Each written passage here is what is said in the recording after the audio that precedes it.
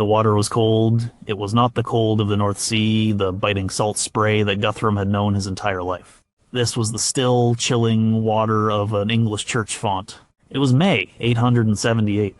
Just weeks earlier, his army, the Great Heathen Army, had been the masters of nearly all England. They had driven the Saxon king, Alfred of Wessex, into the marshes of Somerset. They thought he was finished, a king without a kingdom. But Alfred had emerged from the swamp.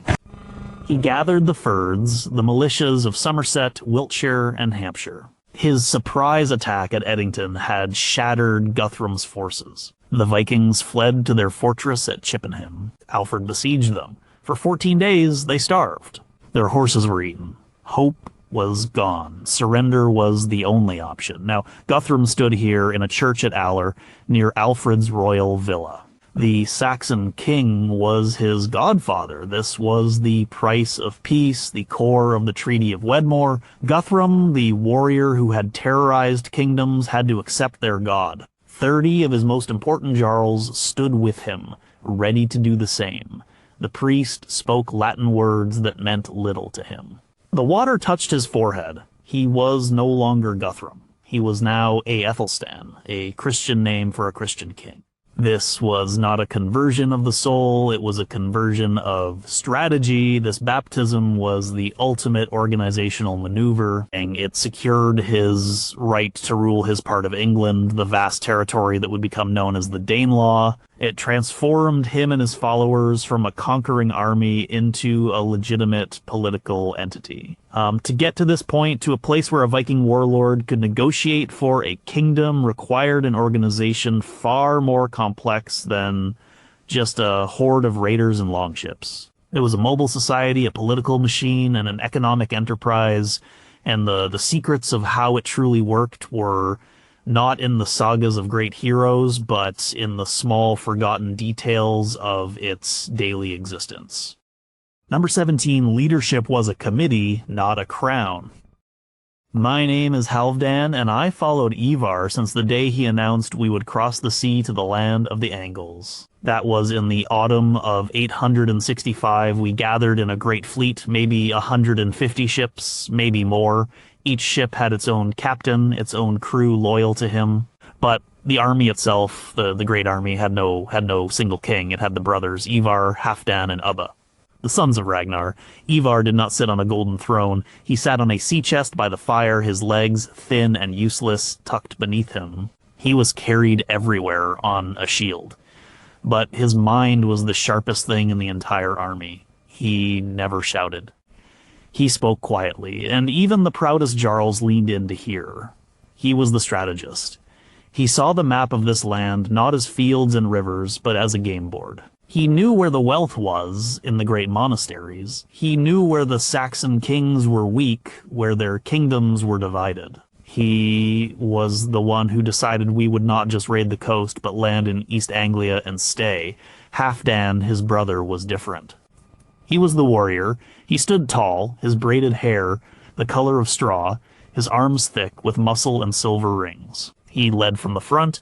When we took the great city of Iorvoric, what the Saxons call York, in 866, Halfdan was the first over the wall. His men followed him, not because of his clever plans, but because of his strength.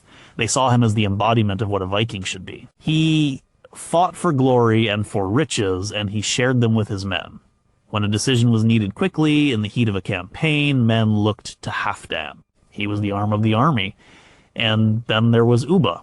He was neither the planner nor the great fighter. He was something else. He was the heart. He held the raven banner. The sagas said it was woven by Ragnar's daughters, and that if the raven flapped its wings before a battle, we'd have victory. Ubba was the keeper of our traditions, our connection to the gods and our ancestors. He reminded us why we were here: for honor, for a name that would live forever, and to avenge our father. When morale was low, it was Ubba who would tell the old stories, whose laughter would boom across the camp. These three brothers were our leadership. But it was not a kingdom. It was a partnership. I watched them in their great tent. They would argue. Ivar would point to a map with a stick, explaining a slow, careful plan. Halfdan would slam his fist on the table, demanding a direct assault. The Ubba would sit between them, calming them, reminding them of their shared purpose. There were other powerful jarls too. Men like Guthrum, Anwend, and Ossatel. They commanded their own followers, hundreds of men. Their voices mattered.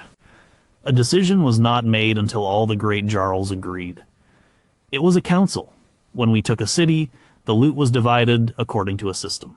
The brothers took the largest share, of course, then the jarls. Then it was divided among the men, but everyone got something. This was Ivar's rule. He knew an army that felt cheated would fall apart. So he made the system fair, or at least seem fair. This organization, this committee of leaders, was our strength. The Saxons had one king. If you killed the king, the kingdom might fall into chaos. But we had many leaders. If one fell, the others would continue. This is why we were so hard to defeat. We were not one body with one head. We were a pack of wolves, and each one knew how to hunt. For years, this system worked. It was only later, after Ivar was gone and the brothers went their separate ways, that the army began to fracture. But in those first years, from 865 to 870, the Committee of Ragnar's Sons made us unstoppable. But number 16, the army was a moving town, not just a warband. My name is Astrid, and my husband Eric was a shipbuilder, not a warrior. His hands were skilled with the adze and the auger, not the sword and shield. When the call went out for the Great Army to gather, Eric was told his skills were needed. So we packed our belongings, our tools, our children, and we joined the fleet. Many people think the Great Army was only men with beards and axes. They are wrong. It was a nation on the move. For every 10 warriors, there was at least one person like my husband, or like old Inga, who knew how to mend sails, her fingers tough as leather. Or young Lars, the blacksmith's boy, who worked the bellows until his face was black with soot. We had cooks, brewers, and women who tended to the wounded with poultices of herbs. We had children. My own son Leif was born in our winter camp at Torksey in Lincolnshire in the year 872. He took his first steps on English soil. When the army moved, we moved with it. The warriors marched or rode, but we followed in a long train of carts and wagons. These were not the fine wagons of Saxon lords. They were simple, sturdy carts pulled by oxen or the small, tough horses we captured. They carried everything we needed to live: iron bars for the blacksmiths, bundles of flax for rope, barrels of flour, saltfish, and ale. And they carried us, the families. Our role was vital. An army cannot fight if it is hungry, or if its weapons are broken, or if its ships are leaking. When the army made camp, Eric and the other shipwrights would immediately go to work on the longships. They would be drawn up on the riverbank, and the work of caulking seams, mending masts, and carving new oars would begin. It never stopped. A ship was our way home, our escape route, and our most important weapon. Keeping them ready was as important as sharpening a sword. The women had their own work. We set up the cooking fires. We ground grain into flour using small stone querns we carried with us. We mended the woolen cloaks and leather boots of the warriors. We cared for the sick and the young. Life was hard, and it was dangerous. When the army was on the march, we were vulnerable, but the warriors knew they were protecting their own kin, not just fighting for silver. This made them fight harder. I remember the winter at Torksey. The army built a great defensive earthwork, a rampart, and a ditch to protect the camp. Inside, it was like a bustling town. Hundreds of tents and makeshift huts of wattle and daub. The sounds were of hammers on anvils, the laughter of children, the smell of wood smoke and roasting meat. Traders came and went. Some were our own people who sailed back and forth to Frisia or Denmark with goods. Others were local Saxons, brave or foolish enough to trade with us. They brought pottery, grain, and news in exchange for silver or furs. We were an occupying force, but we were also a community.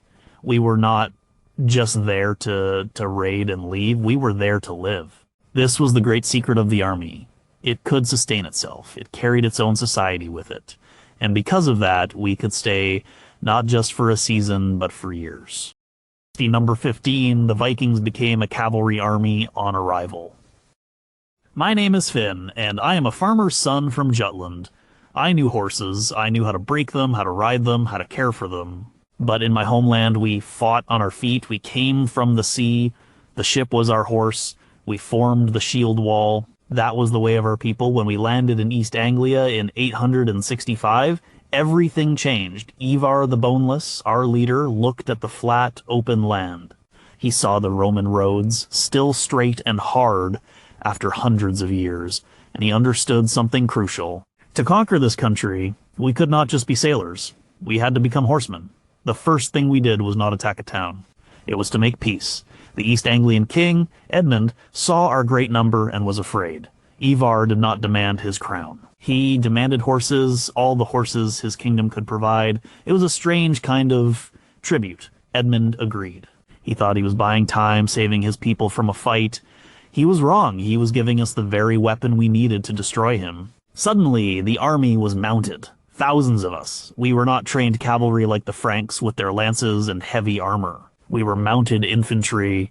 We rode to the battle, but we often dismounted to fight in our traditional shield wall. But the horses gave us something we never had before: speed. I was given a strong brown gelding. It felt strange at first to be so high off the ground.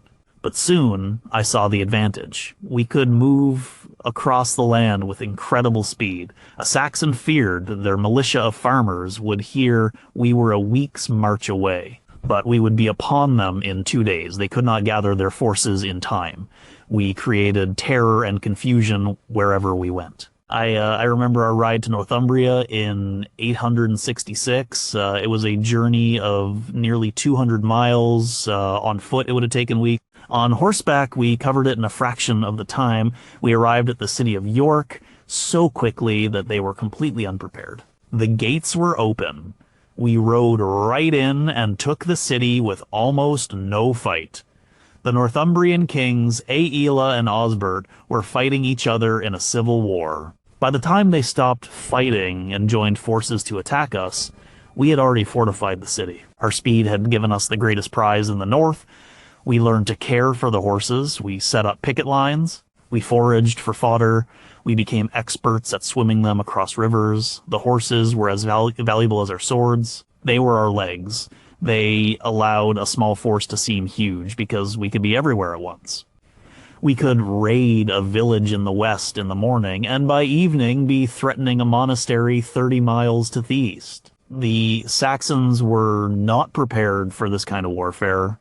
Their armies were slow, moving on foot. Their kings struggled to respond to our lightning-fast movements. King Edmund, who had given us our horses, learned this lesson the hard way.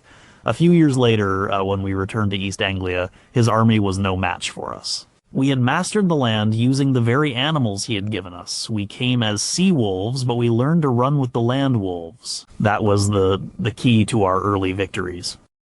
Number 14, winter camps were not just shelters, they were fortified cities. My name is Thora. I am a healer, or what the Christians here call a leech. I came with the army alongside my brother, a warrior in Ossatel's retinue. I have seen many winters in this land. In my home in Norway, winter is a time of darkness and stillness. Here in England, winter with the army was a time of building and preparation. The first winter, in 865, we stayed in East Anglia. But that was a temporary camp. The first true winter fortress I saw was at Repton in the Kingdom of Mercia. We arrived there in the autumn of 873. The warriors had fought hard all year. The Saxon king of Mercia, Burgred, had been driven from his throne. We were the masters of this land, and we needed a secure place to spend the cold months. Repton was a perfect choice. It sat on the River Trent, so our ships could be anchored safely, and it had a large stone church dedicated to their Saint Wistan. The church itself became the center of our fortress. Ivar the Boneless, always the clever one, saw the strength of its stone walls. We used the church as a gatehouse and a citadel. But that was not enough to protect the whole army. Thousands of us, with our families, horses, and supplies, needed more space. So we began to build. The warriors put down their axes and swords and picked up shovels and spades. Under the direction of our engineers, they dug a massive D-shaped ditch. It ran from the riverbank around the area where our main camp was, and back to the river. It was deep, maybe 10 feet deep and wide.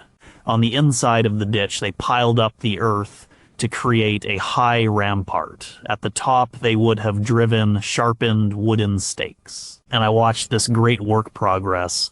It took weeks. Every able-bodied man was put to the task. It was hard, cold work.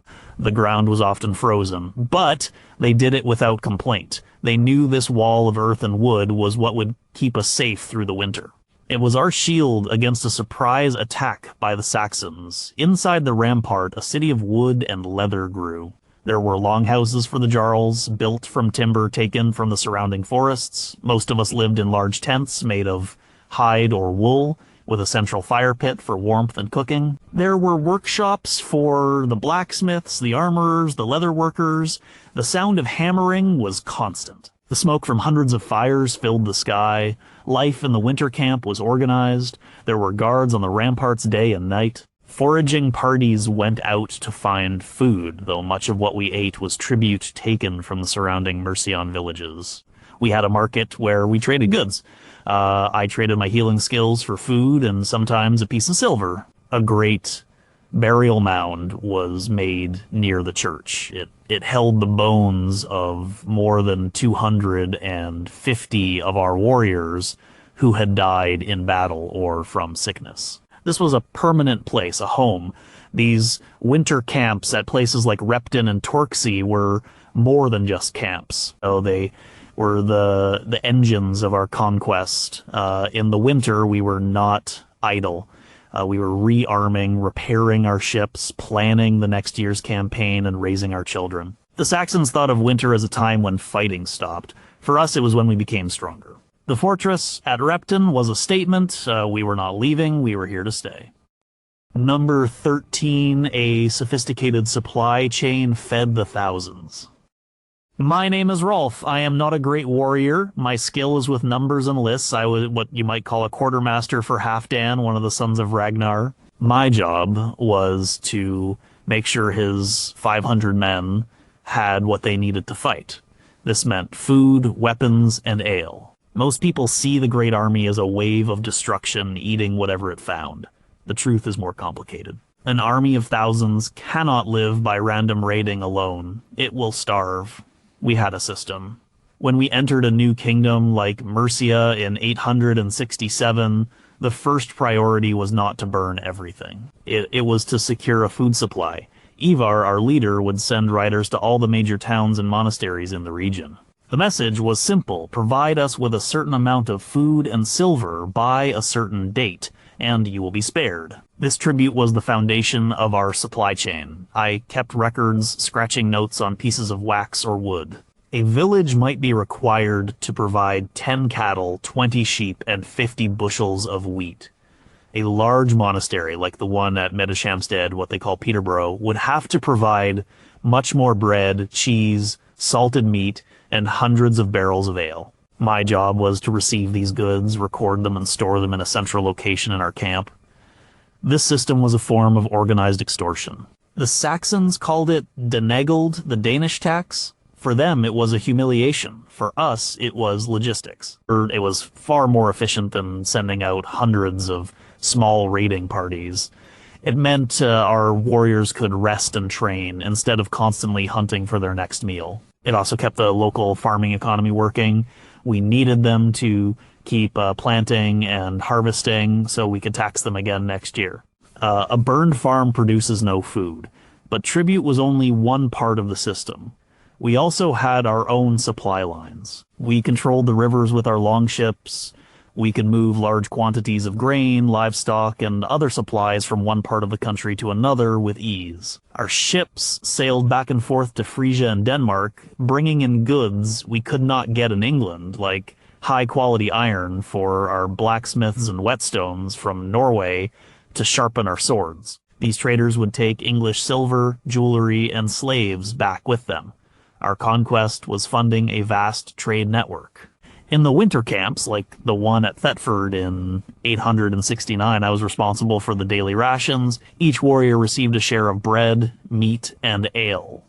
It was not always plentiful. There were lean times, especially if a campaign had gone on for too long or if the local tribute was not enough. In those times, we would organize large-scale foraging expeditions. These were not random raids. They were military operations with 100 or more men sent to a specific area with the goal of bringing back as much food as possible. Managing all of this was a constant challenge. I had to know how much food we had, how long it would last, and how many men I needed to feed. And it required planning and foresight. The success of the Great Army was not just won on the battlefield with swords and shields. It was won in the storehouses and on the river routes by men like me who knew that an army's stomach is its most important weapon. Without our organized system of supply, the army would have disintegrated within a year. Number 12, negotiation was a weapon as powerful as the axe. My name is Ealdred. I was a scribe and a junior counselor to Archbishop Wulfhere of York. I saw with my own eyes how the Danes, the Vikings, used words as weapons. We think of them as mindless berserkers, but they were cunning negotiators. Their greatest victories were often won without a fight. In the autumn of 866, the Great Army appeared before the walls of York. Our city was in turmoil. The two kings of Northumbria, Osbert and Aila, were fighting a bitter civil war. The city's defenses were neglected, the army was a terrifying sight, a forest of spears and banners on the horizon, but their leaders did not immediately order an attack. Instead, a small group of them approached the gates under a flag of truce. So I was part of the delegation that went out to meet them. I expected monstrous savages. The man who spoke for them was Ivar. He was carried on a litter, but his eyes were sharp and intelligent. He did not shout or make threats. He spoke calmly through an interpreter who knew our tongue. He said they did not wish to destroy our great city. They knew it was a center of trade and wealth. He proposed a deal. If we opened our gates and allowed them to winter in the city, they would not harm the citizens or the churches. They would pay for their food and supplies with the silver they carried. They presented themselves as a neutral party, simply seeking shelter from the winter. There was much debate among the city elders. Some wanted to fight, but our walls were weak and our soldiers were few. The archbishop argued for accepting the offer. He believed it would save the city from destruction. In the end, we agreed. It seemed like the lesser of two evils. We let them in. It was the greatest mistake we ever made. Once inside the walls, they were no longer guests. They were masters. They took over the royal hall and the strongest parts of the city. They did not burn the churches as they had promised, but they emptied them of their gold and silver plate. They did not kill the citizens, but they imposed a heavy tax on us. We had not been conquered by force of arms, but by a clever trick. Well, this was their method. They understood the power of fear. Their reputation for ferocity in other places made their threats credible. But they always offered a choice. In 867, when they marched into Mercia, King Burgred did not fight them. He paid them a huge sum of money, a Danegeld, to leave his kingdom. He thought he had bought peace, but they simply took his money and went to winter in London. They would be back. I learned that their goal was not always destruction. Their goal was profit, and it was often more profitable to be paid to leave than it was to fight a costly battle and sack a city. A battle meant losing warriors, and warriors were valuable. A negotiated settlement, a tribute payment, was pure profit with no risk. They were masters of exploiting divisions. In Northumbria, they used our civil war to take York. In Mercia, a few years later, they would drive out King Burgred and install a puppet king, a Mercian noble named Ceolwulf, who was willing to work with them. Ceolwulf gave them half the kingdom in exchange for being allowed to rule the other half. The Vikings had conquered half of Mercia without raising a sword, simply by making a political deal. We Saxons thought of war as a matter of honor and battle, They thought of it as a business, and in that business, a well-timed negotiation or a clever lie could be more effective than 1,000 axes. That is how they broke our kingdoms, one by one. Not just with fire and steel, but with words. Number 11, the army's goal evolved from raiding to ruling. My name is Guthrum. I was a jarl in the Great Army when we first landed in this country in 865. In those early years, our purpose was clear. We were here for silver and slaves. We were an army of adventurers seeking our fortune. We followed the sons of Ragnar, Ivar, and Halfdan because they led us to riches. We took cities like York and Thetford. We broke kingdoms like East Anglia and Northumbria. We were raiders. We took what we wanted and moved on. Our home was still across the sea, but things began to change. Year after year we stayed. We spent our winters here. Children were born here. This land was rich, much richer than our stony fields back home. The silver we took was spent, but the land remained. A new idea began to grow among us, a whisper at first, then a loud debate around the campfires. Why should we take the silver from this land when we could take the land itself? The turning point for me was after the conquest of Mercia in 874. The army divided. Halfdan took a large part of the force north. He settled his men in Northumbria.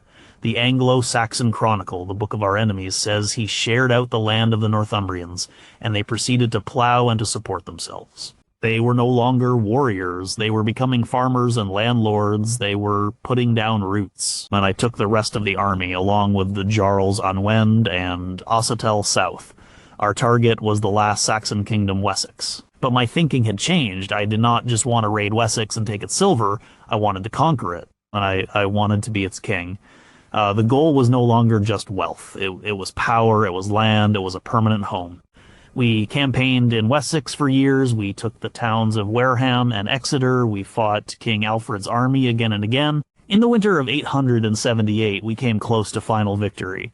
We launched a surprise attack on Alfred's royal estate at Chippenham and drove him into the swamps. We controlled almost the entire kingdom. I began to act like a king, granting lands to my followers. But Alfred was more resilient than we thought. He defeated us at Edington.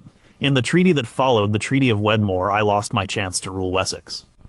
But I did not lose everything. The treaty recognized my rule over a vast territory, all of East Anglia, Essex, and parts of Mercia. This became our kingdom, the Danelaw. My baptism was part of this transformation. To be a king in this land, I had to be a Christian king. It was a political necessity. I, Guthrum, the Viking warlord, became Aethelstan, the Christian king of East Anglia, and I settled my army.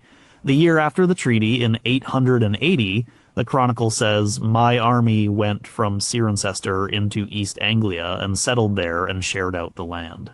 My men became the new lords of this territory. They took over Saxon farms and estates. They married local women. They built towns and established markets. We were no longer a heathen army. We were the rulers of a new kingdom, a Danish kingdom on English soil. The evolution was complete. You know, we had come as raiders, but we had stayed as kings. We had traded the longship for the plow, the axe for the crown. It was not the future I had imagined when I left Denmark, but it was a greater prize than all the silver in England. Number 10. The army minted its own currency to control the economy. My name's Dearfin. I learned the art of the moneyer in Dorestad, the great trading city of the Franks. I know how to mix silver and copper, how to carve dies, and how to strike a coin that will be accepted in any market. My skill is rare, and it brought me to the attention of the leaders of the Great Army. When the army first came to England, they used whatever silver they could find. They took Saxon coins, church plates, and jewelry. They would often chop these items into small pieces called hack silver and weigh them on small portable scales to make payments. This was a clumsy system, good enough for paying warriors, but not for running an economy. After they had settled and established the Danelaw in the late 870s and 880s, leaders like Guthrum in East Anglia and the rulers of York in the north realized they needed something more. To control a kingdom, you must control its money. They began to mint their own coins. I was brought to York, which they had made their northern capital. The city was already a major center of trade. We set up a mint likely near the river, where barges could bring silver from all over. My job was to create a new coinage for this new Viking kingdom. The first coins we made were copies. We took the silver pennies of the Saxon kings like Alfred of Wessex and copied their designs. This was a practical decision. The Saxon pennies were well known and trusted. By making our coins look similar, we hoped they would be easily accepted by the local English population we now ruled over.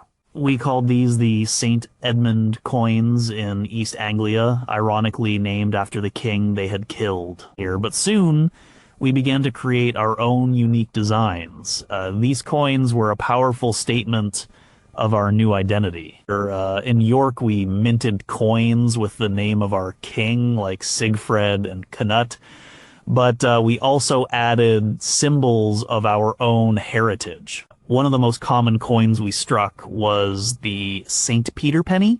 It had the name of the Christian saint on one side to show we were part of the wider European world of trade. But on the other side, it had a Viking sword, or sometimes Thor's hammer Mjolnir. This was a brilliant piece of propaganda. The coin was a message. It told the Christian English that we respected their faith, or at least the saint of their main church in York. But it told our own Danish warriors and settlers that we had not forgotten our roots, our gods, and our source of strength.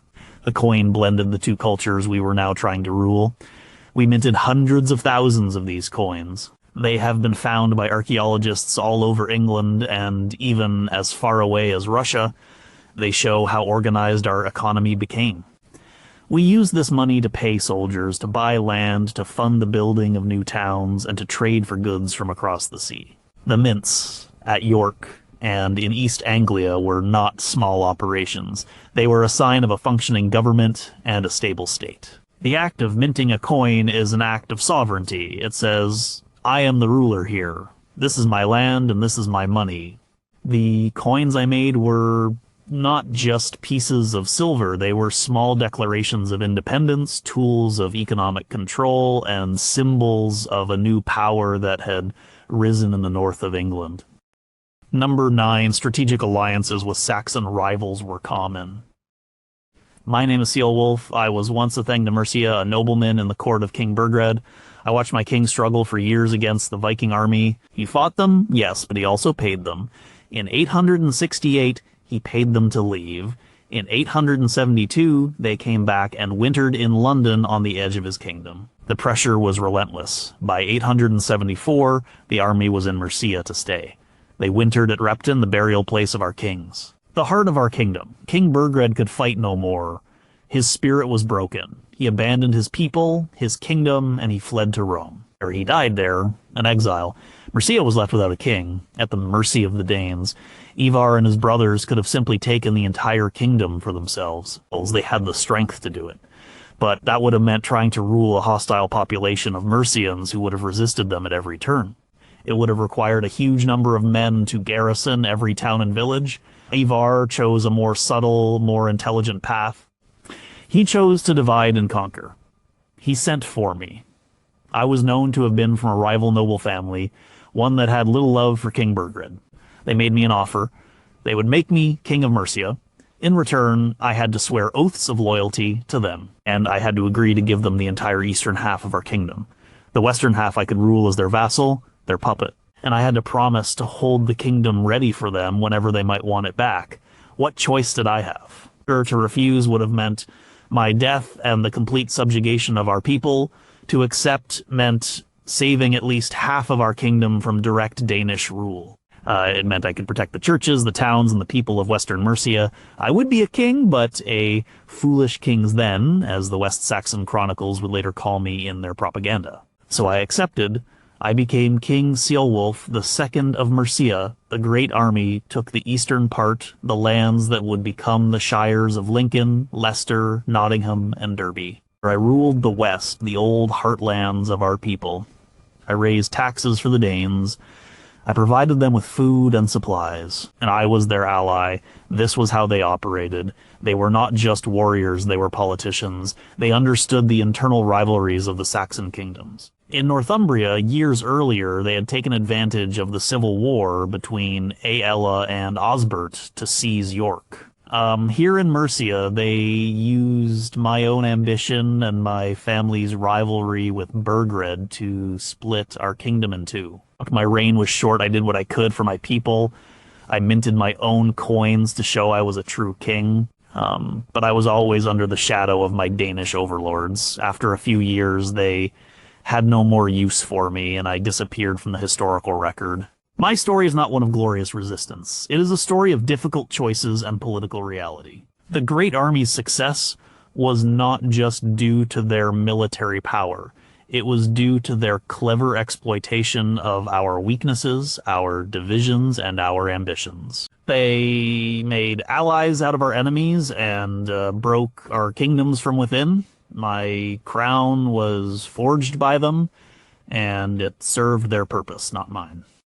Number 8, intelligence gathering was the first step of any campaign. My name's Ulf. I am not a large man.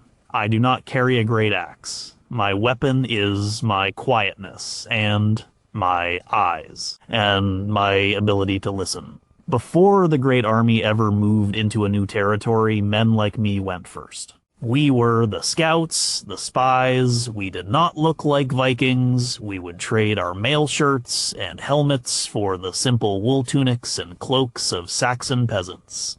We learned enough of their language to get by, to ask for food or directions. We would travel alone or in pairs, pretending to be traders or pilgrims. Our goal was information. I was sent into the Kingdom of Mercia a full season before the army marched there in 873. Task was to map it in my mind. I needed to know the roads, especially the old straight Roman roads that were perfect for moving an army quickly. I needed to know where the rivers could be crossed, the fords, and where bridges stood. I needed to know which forests were thick enough to hide in, and which marshes were impassable. But most importantly, I needed to find the wealth. The strength of the Saxon kingdoms was in their churches and monasteries. These were not just places of prayer. They were banks, treasuries, and administrative centers. They held vast amounts of gold, silver, and jewels. They also owned huge tracts of land with many tenants who paid them rent in grain and livestock. To break a kingdom, you had to break its church.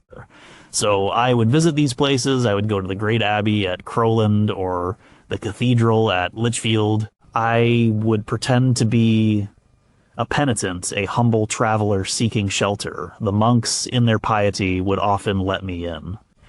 They would feed me, and I would watch. I would see the silver candlesticks on the altar, the golden cross carried in procession. And I would listen to the talk of the other travelers in the guest house. They would speak of the local lords, of the king's movements, of which towns were well defended and which were not. I would also gauge the mood of the people. Like, were they loyal to their king? Or their rivalries between the local ealdormen? Any division was a weakness we could exploit. I would learn the names of the saints they revered, so our leaders would know which relics to capture to demoralize the population. All this information I would commit to memory. I carried no written maps or notes. That would be too dangerous. It was all in my head. When I returned to the army's camp, I would report directly to a jarl or sometimes to Ivar himself. I would take a stick and draw a map in the dirt showing the rivers, the towns, the fortresses, and, most importantly, the locations of the richest monasteries. Based on the information from me and other scouts, the leaders would plan their campaign. They would know which target to strike first, which route to take, which Saxon lord might be willing to betray his king for a price. Our attacks often seemed random and chaotic to the Saxons, as if we were a natural disaster, but they were not. They were precise, calculated, and based on detailed intelligence. We knew exactly where to strike, to cause the most damage, the most fear, and to gain the most profit. The axe is a fearsome weapon, but the first and most important blow in any war is struck by knowledge. Number 7. The army's engineers were masters of earth and wood. My name is Bodvar. My father was a farmer who knew how to drain a marshy field with a well-dug ditch. My uncle was a carpenter who could build a house that would stand for 100 years. I learned their skills. In the Great Army, these skills were as valuable as being a great warrior. I was an engineer. People think our only great construction was the longship. It is true, our ships were masterpieces of wood, but in England we learned to build on a different scale. We learned to shape the land itself for our defense. I remember our camp at Wareham in Dorset in the year 876, and we had seized the Saxon fortified town, a burh. It was strong, with old Roman walls on some sides and water on others, but it was not strong enough for our leaders. King Alfred's army was nearby, and we were deep in his kingdom. We had to make it impregnable. My job was to help oversee the strengthening of the defenses. We did not build with stone. We did not have the time or the specialized masons for that. Our materials were the earth under our feet and the trees in the forest. We were masters of the rampart and the palisade. The first task was to deepen the ditches. Hundreds of men were put to work with shovels. The ditch had to be deep enough that a man could not easily climb out of it, and wide enough that a horse could not jump it. The earth we dug from the ditch was not wasted. It was piled on the inner side to build up the rampart, making it higher and steeper. We packed it down layer by layer, sometimes reinforcing it with timber or turf to make it stronger. On top of the rampart, we built the palisade. This was a wall of thick wooden posts sharpened to a point at the top. The posts were set deep into the rampart and lashed together for strength. We left gaps for gateways, which were protected by strong wooden towers with platforms for our archers. It was hard, relentless work, felling the trees, trimming the logs, digging the post holes, and lifting the heavy timbers into place. This kind of fortification was our signature. We built them everywhere we went. When we made our winter camps, like at Repton or Torksey, the first thing we did was dig a massive defensive enclosure. At Repton, we used the river on one side and dug a huge D-shaped ditch to protect the other three. This created a safe zone where thousands of our people could live, protected from surprise attacks. We also learned how to attack Saxon fortifications. We did not have great siege engines like the Romans. Our methods were more direct. We would use ladders to scale the walls. We would try to burn the wooden gates. Sometimes we would undermine the walls, digging a tunnel underneath and then, collapsing it to create a breach. But our greatest engineering skill was in how we used the landscape. We always chose our campsite with care. A spot on a river was best for our ships. A piece of high ground or a peninsula of land between two rivers was ideal for defense. We could see the enemy coming, and they would have to attack us uphill. The Great Army was a force of incredible mobility and aggression, but our ability to survive and thrive for so many years in a hostile land depended on our ability to defend ourselves. The work of engineers like me, the men who dug the ditches and raised the walls, created the secure bases from which our warriors could launch their campaigns. Our fortresses of earth and wood were the anchors of our conquest. Number 6. The name Great Heathen Army was an enemy's invention. My name is Brother Cuthbert. I am a monk at the monastery of Winchester in the heart of Wessex. My life is one of prayer and of writing. My task, given to me by my abbot, is to help keep our record, the book that will one day be called the Anglo-Saxon Chronicle. It is our duty to record the events of our time for those who come after us. For many years now, my entries have been filled with one subject: the invaders. The Northmen. We have known their raids for generations. A few ships, a sudden attack on a coastal church, and then they would be gone. Frightening, yes. Destructive, yes. But manageable. Then, in the year of our Lord 865, something changed. A new fleet arrived. This was different. The old monk who taught me to write told me, "Words have weight, Cuthbert. Choose them with care." And as reports came in from our brothers in East Anglia, we struggled for the right words to describe this new terror. The reports spoke of a fleet not of a dozen ships, but of hundreds, an army not of a few hundred men, but of thousands. They did not raid and leave. They landed, made camp, and stayed. They demanded tribute and horses. They were an occupying force. In our scriptorium, we debated what to call them. We called them Danes or Northmen, but that did not capture the scale of it. We called them an army, her, in our Old English tongue. But we needed an adjective to convey its unprecedented size. One of the older monks, Brother Leo, suggested misel, which means great or large. The misel here. The Great Army. That was the first part of the name. The second part came from our spiritual understanding of who they were. They were not Christians. They worshipped cruel, warlike gods we knew as Thunor and Woden. They specifically targeted our holy places. They burned the great monastery at Medeshimstede. They desecrated the shrines of our saints. They killed priests at the altar. To us, this was not just warfare. It was a spiritual assault. They were the enemies of Christ and his church. They were heathens. And so we combined the two descriptions. They were the Heathen here, the Great Heathen Army. We never knew what they called themselves. Perhaps they just called themselves the Army, or the Brotherhood, or followed the name of their leader. The name we gave them was a reflection of our own fear and our own worldview. Great. Described their physical threat, the sheer number of them that overwhelmed our defenses. Heathen described their spiritual threat, the challenge they posed to the very foundation of our Christian society. When I write those words in the Chronicle, my hand sometimes trembles. I am writing a name that defines our age. It is a name born of terror. It tells our story, the story of the Anglo-Saxons who faced this threat. It describes what we saw: a force of men so large and so alien in their beliefs that they seemed like a punishment sent from God himself. The name was our way of making sense of the chaos. It was our label for the storm that had broken upon our shores. And it is the name by which history will remember them, but it is important to remember it was our name for them, not their name for themselves. Number 5, the army frequently split and reformed for different goals. My name is Orm. I carry the banner for my jarl, Sigurd. My place is beside him in the shield wall. I have been with the Great Army since the beginning. I have seen it swell with new arrivals from home, and I have seen it shrink from battle and disease. But the most important thing to understand about the army is that it was not one single thing. It was like a river, sometimes flowing as one great torrent, other times splitting into smaller streams, only to merge again later. The army was a coalition. It was made up of many different warbands, each loyal to its own jarl. The sons of Ragnar, Ivar, and Halfdan held it all together in the early years through their prestige and clever leadership. But even then, there were tensions. Different jarls had different ambitions. Some wanted silver, some wanted glory.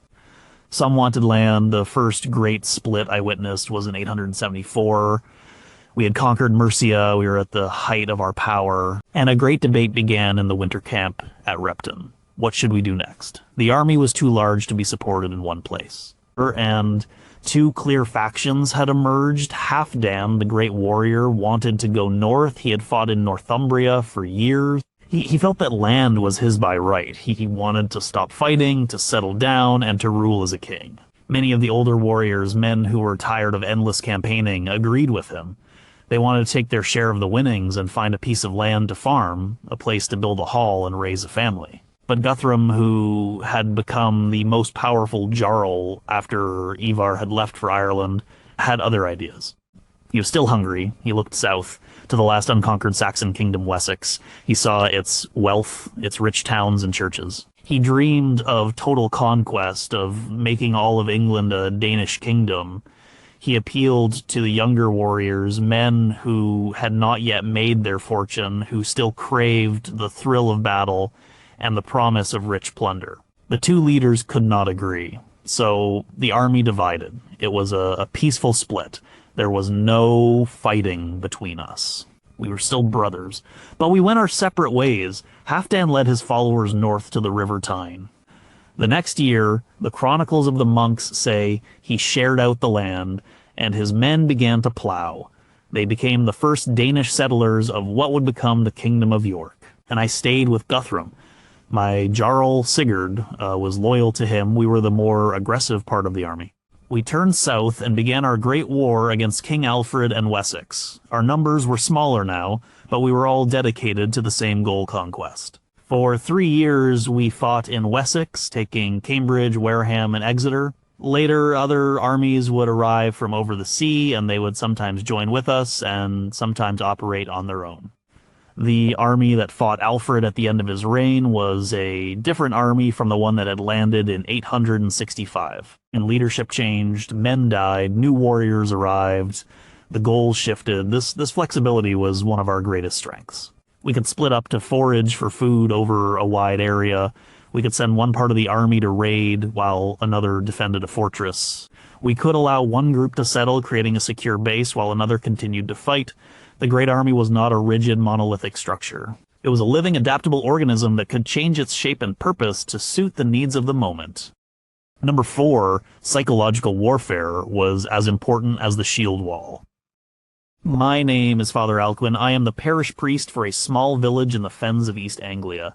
I am not a warrior. I have never held a sword, but I have felt the terror of the Great Army, and I can tell you that their most powerful weapon was not their axe, but the fear that marched ahead of them. We heard the stories long before we ever saw them. We heard them from refugees, their faces pale with shock, who had fled from the north. They told us how the Danes had taken the great city of York, how they had killed the Northumbrian kings, how they had tortured and killed our beloved King Edmund, shooting him with so many arrows he looked like a hedgehog, all because he would not renounce Christ. We did not know if the stories were true, but they painted a picture of inhuman cruelty. They told us how the army moved with unnatural speed on stolen horses, how they seemed to appear from nowhere, striking a town before any warning could be given. They said the Danes carried a magical banner with a raven on it, and that if the raven flapped its wings, they were invincible. And they told us what happened to our holy places. This was the heart of the terror. They did not just steal the gold from our monasteries, they defiled them. They burned ancient libraries full of irreplaceable books. They smashed the shrines of our saints, scattering their holy relics on the floor. They seemed to take a special delight in destroying the things we held most sacred. This was not random violence. It was a calculated strategy. It was psychological warfare. They were sending a message to all of England: your God cannot protect you. Your saints are powerless. Your kings are weak. We are stronger than your faith, your culture, your entire way of life. The fear they created had a powerful effect. It broke our will to resist. When news came that the army was marching towards our region, panic would spread like a plague. Our villagers would abandon their homes and flee into the forests. Local lords, the Thegans, would sometimes gather their men to fight, but often they were too afraid. They knew that if they were defeated, the army would make a terrible example of them. It was safer to hide or to pay the tribute the Danes demanded. I remember the day the riders came to our village. They were not a raiding party, just 3 of them. They rode into the village square and sat on their horses, saying nothing. They were large men with long hair and fierce eyes. They did not need to draw their swords. Their reputation was their weapon. Our village elder, a man named Godwin, went out to speak to them. They gave him a simple command, a tribute of food, and 10 pieces of silver was to be delivered to their camp by the next full moon. Then they turned and rode away. We paid. We had no choice. The fear of what would happen if we refused was too great. We had heard the stories of what they did to villages that resisted. We gave them our food stores for the winter and the small amount of silver we had. We hated them for it, but we did it because we were paralyzed by fear. That is how they conquered us. Not just by winning battles, but by winning the war in our minds before the first sword was ever drawn. They cultivated an aura of unstoppable, merciless force, and that fear was a poison that weakened our kingdoms from the inside out. Number 3, the army was a Scandinavian coalition, not purely Danish. My name is Bjarni. My home is in the western fjords of Norway. My people are sailors and fishermen, and sometimes raiders. I am not a Dane, but I fought in the Great Army. When people in this land, this England, talk about the army, they call it the Great Danish Army. The writers of their chronicles use the word Dani for all of us. It is simpler for them, but it is not the truth. The army was a gathering of many peoples from all over Scandinavia. I joined the fleet in 871. A new force had arrived from over the sea to strengthen the army that was already here. The leader of this new fleet was a jarl, but the men came from many lands. In my ship alone, there were men from Norway, like me, men from Svealand, in what is now the land of the Swedes, and even a few men from the islands of the west, who had Norse fathers and mothers from Ireland or Scotland. And, of course, there were many, many Danes. They were the largest group, especially in the beginning. The sons of Ragnar, who led the first invasion, were Danish kings, or the sons of kings. But the call for warriors, for fortune and glory in a rich new land, had been heard all across the north. We were all different, in our way. Our speech was slightly different. A man from Norway might use a different word for ship or house than a man from Jutland. We had our own local loyalties. I felt a closer bond with the other Norwegians in the army than I did with some of the Swedes. But on the battlefield and in the camp, we were one people. We were Northmen. We shared the same gods, the same warrior culture, and the same desire for a better life than the one we had left behind. And I came because the land in my home fjord was poor and rocky. The oldest son in a family inherited the farm. For a younger son like me, there were few choices: become a servant to my brother or seek my fortune elsewhere. The stories of the wealth being won in England were told in every port in Norway. Silver, land, a chance to become a lord in your own right. It was a powerful lure, so I joined. I fought alongside Danes at the Battle of Wilton. I stood in the shield wall with Swedes when we defended our camp. Our reasons for being there were all slightly different. Some, like the sons of Ragnar, were there for revenge and to win kingdoms. Some, like the Danes whose lands had been threatened by the Franks, were there because their homes were no longer safe. And many, like me, were there simply for the opportunity. We were economic migrants with swords. To call us all Danes is to misunderstand the nature of the army. It was not a national army in the way a Saxon king would understand it. It was a multinational enterprise, a great coalition of adventurers, exiles, and opportunists from all corners of the Scandinavian world. Our shared culture and shared goals were what bound us together, not a single king or a single homeland. We were the Vikings, and we came from everywhere. Number 2, the Danelaw was a new legal system, not anarchy. My name is Edwig. My family has held our farm in what is now Lincolnshire for 5 generations. We are English. When the Great Army came and settled this land, we were terrified. We expected to be killed or enslaved.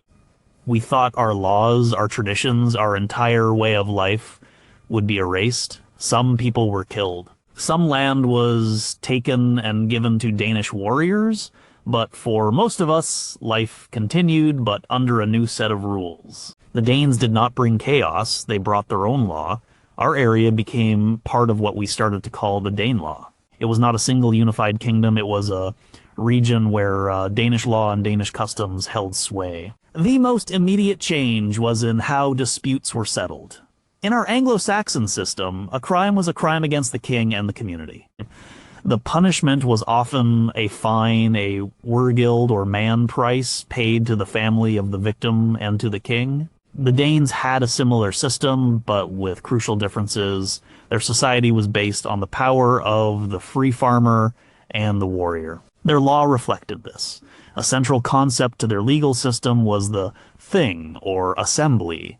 This was an open-air meeting where all free men of a district could gather to pass judgments, settle disputes, and make new laws. It was a surprisingly democratic system. Your case was heard not by a distant royal judge, but by your neighbors. I remember my father having a dispute with one of our new Danish neighbors over the boundary of a field. Under the old system, we would have had to appeal to the King's Reeve, a long and expensive process. Under the Danelaw, the matter was brought before the local thing, which met at a traditional hilltop site once a month. My father and the Danish farmer, whose name was Nud, both presented their case. Witnesses were called. The elders of the assembly, both English and Danish, listened to the arguments. In the end, a jury of 12 leading men, or thens, was chosen to give a verdict. This idea of a jury was a powerful part of their system. The judgment came from the community itself. In this case, they found in my father's favor. Nude accepted the judgment, and the matter was settled. The language of the law also changed. We started using Norse words. The districts of our shire were reorganized and called wapentakes, a Norse word meaning the brandishing of weapons to show agreement with a decision. Many of our place names changed, with villages ending in by farmstead or thorp outlying settlement. Of course, the law was not always fair. The Danes were the ruling class. A Dane's life was valued more highly than an Englishman's life in the fines that were set. But it was a system, there were rules, there was order, it was not the mindless anarchy we had feared. In time, the two systems, English and Danish, began to merge.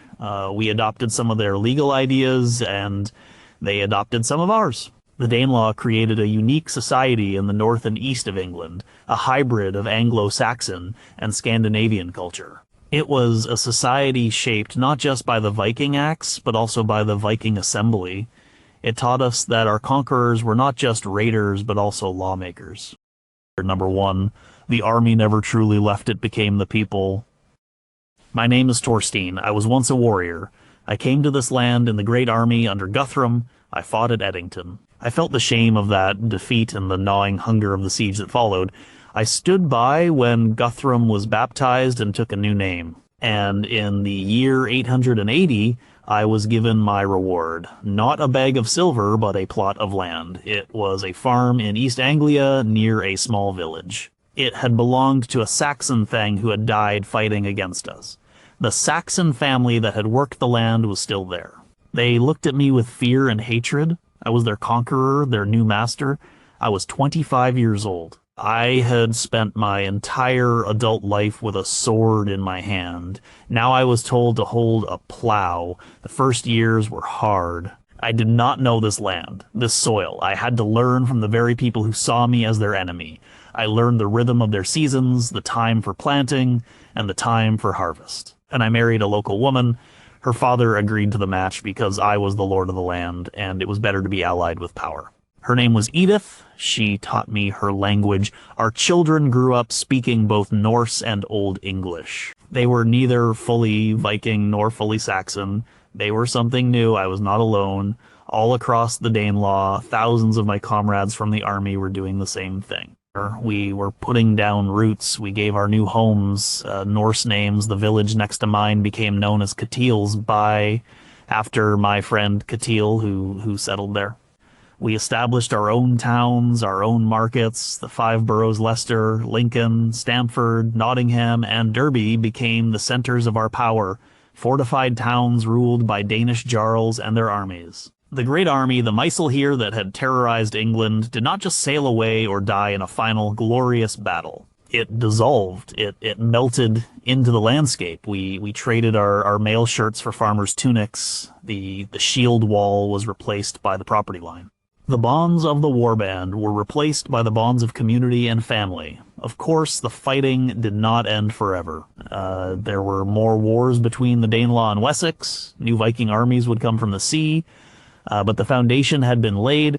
We were no longer invaders, we were inhabitants. Our bloodline, our language, our laws, and our customs became woven into the fabric of this part of England. You can still see it today in the names of the places on a map, in the dialect of the people, in the faces of the children. The ultimate achievement of the Great Heathen Army was not the kingdoms it conquered or the silver it looted. It was this transformation. It was the successful migration and settlement of an entire people. The army's final act was to cease to be an army at all. It became a population. It became the ancestors of a new kind of Englishmen. My sword now hangs on the wall of my farmhouse. It is rusty. My hands are calloused from farm work, not from wielding an axe. I came here as a warrior to take this land, and in the end the land took me.